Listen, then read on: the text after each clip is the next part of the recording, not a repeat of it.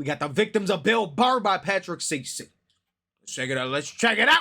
See what he is about to learn us this time. Bill Burr's comedic persona is the loud, overconfident guy at the end of the bar. He fearlessly voices exactly what is on his mind, whether he is on daytime television. Dude, if you haven't seen that new Bill Burr movie, Old Dads, on Netflix, go check it out. That movie is gas. That movie was funny. It was great. It was great.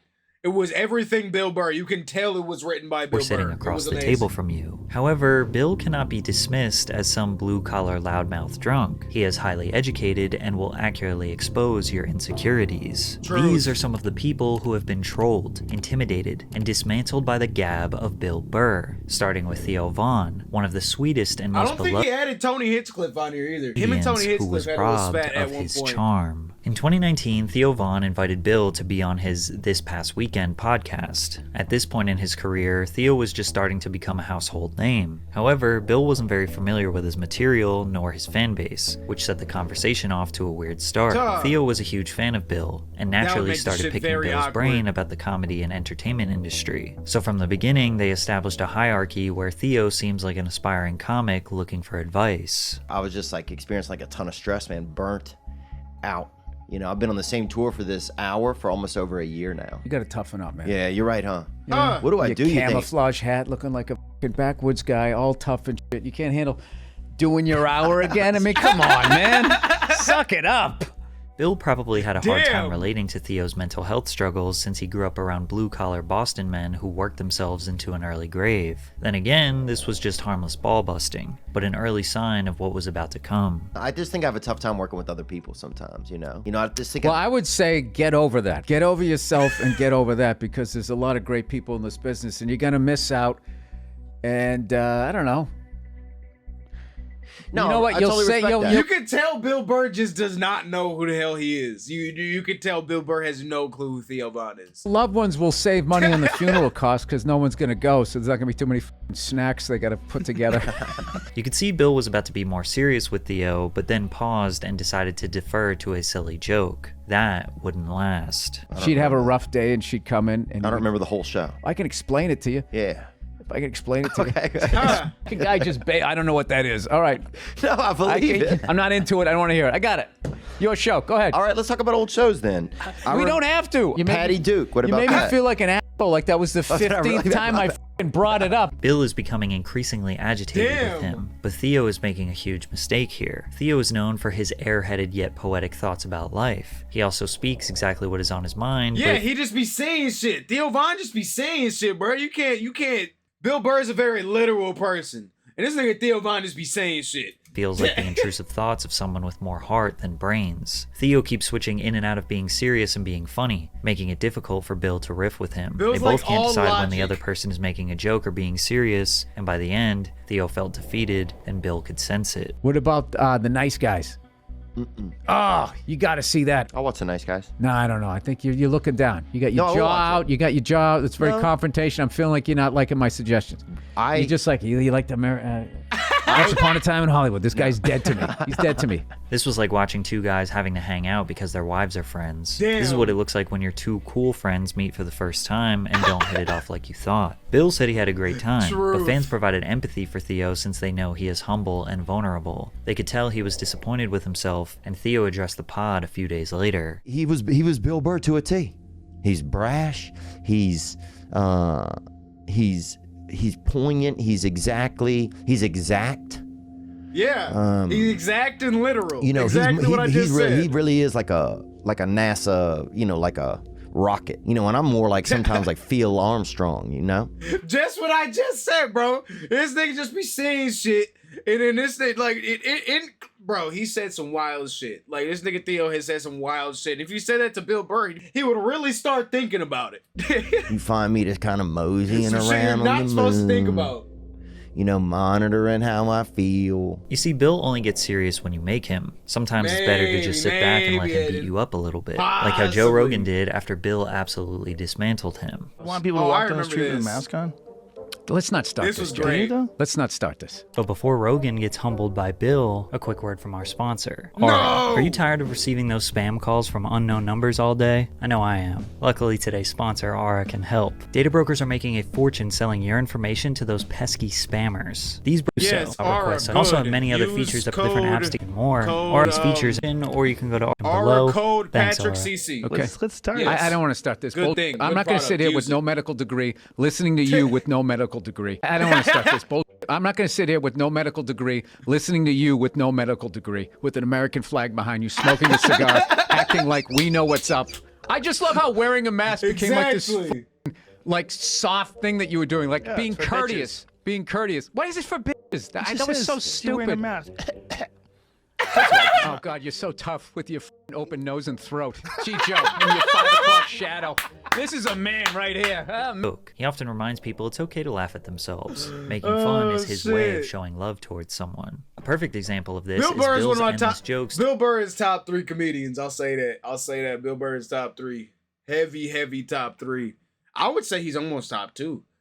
Let me think about that for a second. He might be top 2. Bill Burr towards might Colin be top Cowherd, 2. who Now that I hosted a think about sports it. radio show on ESPN. Him and Bill are great friends, which is why Colin knows to just laugh when Bill is sending shots his way. A lot of people think that they're uncomfortable with my elevation. Are you uncomfortable with it? No, I just see all of your insecurities. Giant desk. When guys come and sit on the couch, I go right after them. Don't you respect me for that? No, I don't. Ah, Your big dumb desk hiding behind your microphone. And don't even think about asking Bill a dumb question. You're in your comedy prime right now. Like this is you got about 8 years left. How do you judge that? Because your energy level is high. You're nimble. I mean, dude. And what do you do? I'm not like an athlete. I'm gonna blow out an Achilles and I can't write a joke for anymore. real. Like I said, Colin knows how to laugh it off and remain in good spirits. But some people think Bill is actually the insecure one. Sometimes a harmless question is asked, and Bill is the one who takes it the wrong way. Bill, are you the head writer on the show, or how do you work in the? Because he takes everything way too literally. He doesn't know how. He takes it and focuses in on it and then thinks about it really hardly. You can tell. He's just that type of person. Specials, obviously you're a writer. And then he finds a way for it to piss him off. Before, if you go through your credits, you hadn't really been on a show before. Why'd you have to bring that up? Just right out of the gate, he goes negative. Never really saw you write on anything before, Bill. Boom, right there. There was all these other nice things on your IMDb page I could have brought up, but I noticed this one glaring thing that you've never done. Sure, maybe the interviewer could have rephrased the question to, how different is writing comedy on a show versus on stage? It was pretty clear this guy was not trying to offend him. The same thing can be said about this interviewer. Here in the Emily Fan Cave hanging out with actor-comedian Bill Burr. I like that you said actor-comedian. Well, you're an I actor- usually go comedian-actor. Look, dude, if you saw my IMDb page, you'd definitely know it was comedian-actor. Yeah, it's a quick read. After all, Bill admits himself that he had a hard time understanding people's intentions throughout his whole life. Yeah, which he just usually does. led to It feels like he anger just don't or like jokes. interviews. If someone was really That's what it nice, I seemed would just like. be like, get away from me. If someone was an asshole, it's like, oh, that seems familiar. For whatever reason, I don't like being complimented. Well, fortunately for Bill, he didn't have to worry about being complimented on this next one. Yeah, for because no he reason. made enemies with the entire city of He's a Philadelphia very hard after shell. they relentlessly booed him during his set. While Bill was developing as a comedian in the 90s and early 2000s, he gained some notoriety on Comedy Central Presents and through regular appearances in The Chappelle Show. But many attribute a large jump in Bill's popularity to the Opie and Anthony radio show, where he's regularly been a guest over the years. In 2006, many Opie and Anthony show regulars were on the Traveling Virus Comedy Tour, such as Tracy Morgan, Bob Saget, Ralphie May, and Patrice O'Neal, to name a few. R.I.P. The tour was Ralphie very May. successful, with the second show in R.I.P. the lineup Ralphie breaking May. Jay I would Leno's say record he's for the top most 3. tickets sold for a Dave comedy Chappelle, show at Bill New Burr, Jersey's Ralphie PNC May. Bank Arts Center. However, Top the third 3. show in Camden, New Jersey, just across the Delaware River from Philadelphia, didn't go nearly as well. The drunk and unruly Philly crowd on a hot afternoon outdoor show set the tone by booing the opening act off stage. Oh, I They remember continued to behave this. poorly and on the verge of booing the rest of the night, as those who had yet to perform were dreading it. He just go. He's not gonna. I doubt he's gonna show this on set, bro. He goes up and bombs for like 20 minutes straight and just keeps bombing, just intentional, just bombing, dude. Tracy Morgan was gave so up 7 good. minutes. I just went back and watched this set like a couple of months ago. 20-minute set. Bob Saget and Patrice O'Neal did well, but Bill wasn't having it with this crowd. He got defensive on behalf of his comedian just friends, shit on which him for led like to an 20 all-out minutes roast session straight. from the beginning. Oh, all you people. You know what, you fucking losers? I hope you all fucking die, and I hope the fucking Eagles never win the Super Bowl. Go yourself. Oh yeah, he wasn't holding. That's why the Eagles haven't won, bro. That's why the Eagles be Let's losing, talk about bro. heart disease, something you're all gonna fucking die of, and I'm gonna laugh at your fucking funerals. It's gonna be great. You're all gonna get fucking cancer, which is fantastic, because all your fucking heads are shaved anyways. No one's even gonna notice. If you can believe it, it gets so much worse. Yeah. Every minute that goes by, he Yeah. decimates every possible thing about Philadelphia. He says if there was a terrorist attack on Philly, nobody would care. Rocky is your hero. The whole pride of your city is built around a guy who doesn't even exist. A man interrupts him from the crowd. Bill responds. What do you have to say, sir? Never passed the fucking 8th grade. What brilliant shit are you gonna fucking tell me, huh? Go back to the dock and go unload some warehouse working, weed smoking,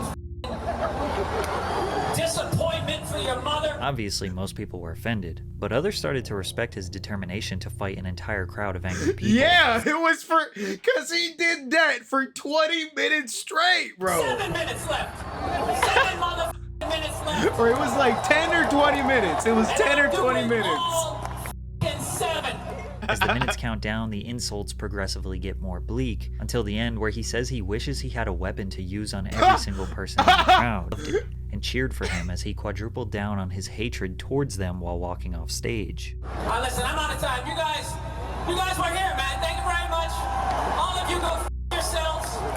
Oh, shit. Have a good night. Bill single-handedly destroyed everything the city of Philadelphia loves, and they cheered for him as he left the stage. This rant made national headlines. Bill's fame leveled up immensely, but he claims it didn't help him sell more tickets. It definitely stamped his persona of being an unruly jerk with a short temper that will say literally anything that is on his mind. In retrospect, Bill believes he was unprofessional and threw gas on the Philly crowd fire. He doesn't regret it, but he never wanted people to think that he is just a shock jock with a loud mouth. He spent the next decade proving to the world that he is actually an artistic comedian who is just a tad bit savage at times. And he did his best trying to be sensitive during his interview with Ethan Klein, but eventually he ran out of patience. Ethan Klein is one half of the H3H3 duo with his wife Hila. Ethan developed a reputation on YouTube over the years. I'm glad he's going over this because I tried to go through this and I just dislike Ethan so much at this point that it was hard to fucking go through it. Being a hilarious and reaction channel, he created iconic skits and bits that are worthy of being considered YouTube Hall of Fame.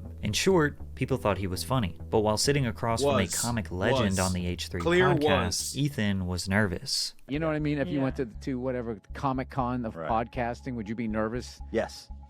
All right. Well, you're an apprehensive talking person. to a nervous guy. I'm so neurotic. I am nervous. I'm nervous right now. Okay. Very nervous. I don't think that's going to help. How do you? Despite this, Ethan remained pretty smooth for the first hour, but he would interrupt Bill a lot. I don't know. I mean, you're right. You're really. I mean, he's doing this. I mean, how much? What does that do? You need. You got this kicked out of you for a while. So it's OCD. You're kind of looking.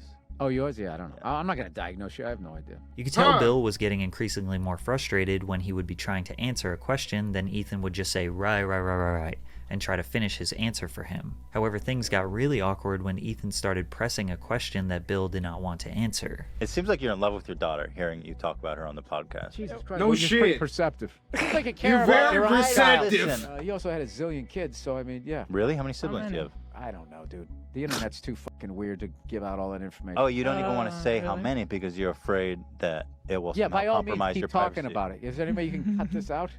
I'm honest, dude. Like, seriously? Yeah, no, dude. There's fucking lunatics out there. Okay. Whoa. He didn't cut it out. Off the air, I'll cut it. All right. Did not cut it. I love how surprised he is. Jeez. Well, you can mention the amount. Absolutely crazy people out there. Yeah. If someone doesn't want to answer a question, a good podcaster would probably just skip right over it and move on. To give Ethan the benefit of the doubt, He was still pretty new to podcasting. Ethan clearly thought Bill's reasoning for not answering the question was silly, but some people genuinely take their privacy seriously. Ethan saying, "geez," comes off extremely childish and will make someone with a short temper blow a fuse. Bill held it together for the most part, but his patience was running out. When you were getting He should have had a Philly rant on him. That's what Ethan needed, was a Philly rant on him. You said my favorite YouTube video was like, oh God, not the Philly thing again. And then you did the Sherry's Berries. I was like, I love this podcast. Now I hate you. Oh no. What can I do? I love that. I'm joking. I'm fucking with you. Go ahead, let's do it. But do you? But no, I'm not gonna ask you. You've been moved before. You've talked about this a lot. Yeah, probably more than the grape lady. I didn't realize. No, but go ahead.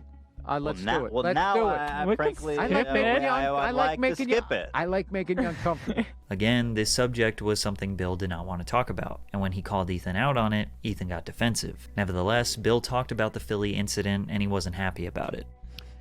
Well, I love that moment. I love everything you do. The great. This is how you turn it around. This is how you turn it around. Well, You're uncomfortable now. You fucking sit there and compliment me. I almost made it through. Dumb. Complimenting the guy who can't take a What are you compliment. talking about? I had a great time. I did too. I really did. I hope you did. I'm worried about you. I did. He looks like he hates everything as he's saying that. I'm playing it up. I'm playing it up. All right. But I'm trying to be funny, but This was just an hour of Bill Burr shattering Ethan's ego when an online joker meets a real comedian. This situation was very similar to the Theo Von episode. On the surface, these awkward podcasts with Ethan and Theo seem harmless. Bill is just being himself and ends both pods saying he had a great time. But it negatively affected Ethan more than you'd imagine. Many people called Ethan too sensitive. And after that episode with Bill Burr, I came home and that's when I started taking antidepressants and I went to therapy. Wow. It was soul crushing. What? It felt like a rock bottom for me because I was having a hard time with the podcast and interviews in general, and that for me was just kind of like the culmination of a lot of. That's how you can tell your ego is too high. Stress. And that's how you can tell your ego is too high, dude. That is insane. If doing bad on one interview sends you into a fucking rock bottom spiral, that is kind of insane.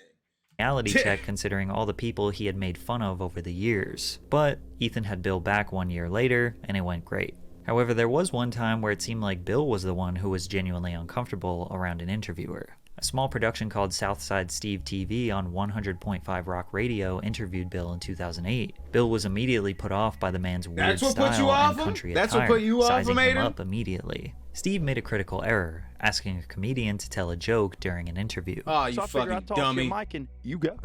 And I'm going to do stand-up in front of 9 people in a radio station? No, I'm not doing that. Well, you're taking the fun out of Southside Steve TV. I'll take, how about I give you $5 and I want to watch you line dance in your I'm a racist Cowherd.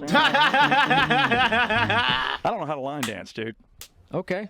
It's hard to tell whether Southside Steve is just a character or if he actually is just obnoxious and clueless. Okay. Are you a racist? No, I'm not a racist. But Bill always makes sure to get a few jabs in. You know what he looks like? He looks like the first guy who gets his ass kicked in a Steven Seagal movie. Bill jokingly said that this was the worst interview he has ever done. And in true Bill fashion, he did an interview years later and bonded with the man. That last video we did, a lot of people thought that like I was seriously upset with you. No. At least on YouTube. I can't believe that there's morons on YouTube that didn't They're believe that tools. I was having a good time. You think that we're not friends? You think we don't walk away from this and hug it out? I like this guy. Just because he has a NASCAR accent and I sound like some prick from Boston. Exactly. Doesn't mean we can't find a common ground. Yet despite all of Bill's roasts, jokes, laughing at people, he hates when people make fun of comedians. Kill Tony is a live comedy never mind. He did bring it up. He saved it for last. He did bring it up. Here we go. I mentioned this one at the beginning. Show he that takes didn't place show the every picture week in at the Austin, beginning. Texas. The show is hosted by comedians Tony Hinchcliffe and Brian Redband, who invited celebrity guests. Dude, I've watched so much Kill Tony in these last few weeks. In this last month, I've seen probably like 100 episodes, including repeats. Which is typically famous comedians, to join their panel. The premise of the show is simple. Invite aspiring comedians on stage to do a 1-minute set, then roast them for how bad they are in front of a live crowd. I've seen this specific episode right here that he's using this clip from like 4 fucking times. For some people, it's their first time doing comedy. Others Literally have been doing like it 4 for a times. few years. And as you can imagine, most of these sets are boring. unfunny, lacking structure, and result in awkward, loud silences from the crowd. Everyone participating in the show understands the structure, and they look at it as constructive criticism for the comedian. Theoretically, it will make them better and let them develop thicker skin. However, when Bill came on the show, he wasn't familiar with the format, and after the first guest, he hated it. Just compliment someone, put it in the context of a joke, and an idiot will make a fool of himself. Huh. Sorry. Oh god, that was pain. That was pain. That was a bad one. How much time do I have left? I don't... Wow, it's a really casual set for you. Huh? Maybe not. You would have picked one guy. You would have done that. We were shitting on him. He thought it would work. It didn't work. Yeah. This is fucking brutal. Is this gonna be an hour? This? Yes, it is, and that's why it's the best show on the internet. Horrible. An hour of ripping people It can be apart. funny in a fucking minute. It's Oh, yeah. stupid. Oh, no, it happens. Fucking 2 seconds. Oh, it happens a lot. Jesse just took a real bullet there. Fuck this. You don't even. Fuck this. You're fine. You're fine. Bill quickly tried to console the guy and shifted the negativity and jokes towards Tony. There's one more, and then I'm out. All right? What? There's another one, mean, just to be fucking mean. I'm not doing this for fucking... Trying to bring it up here. I love it. Jesse, you did so bad, one of our guests is about to quit. Oh, I don't know what else to tell Oh, if there's a negative lining, Tony will find it. There it is, right between the ray of sunshine. There's that little nugget of negativity. You fucking... Oh, great. Smarmy. It is terrific. Then Bill was trying to give The best genuine show on the advice to the internet. comics. Yeah, I would just say, just slow down a little bit. Okay. Just slow down a little bit, and just the more you do your jokes, the more they'll come off natural. I would just slow down a little bit. Okay. Cool. That's it. It's not a threat. It's just, But when one of the aspiring comics actually had a good set, Bill decided to give him a few jabs. Like what's the government? This worried dude's a about fucking psycho, man. This guy is gonna get his own show, and he's gonna be a fucking lunatic.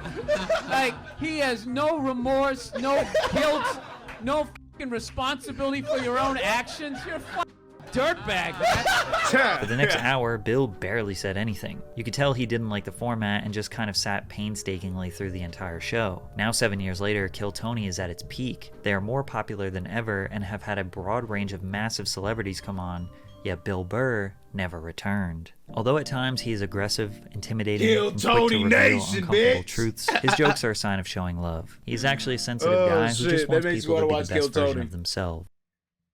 If you don't watch Kill Tony, go watch fucking Kill Tony. And check out Patrick CC. Both W's.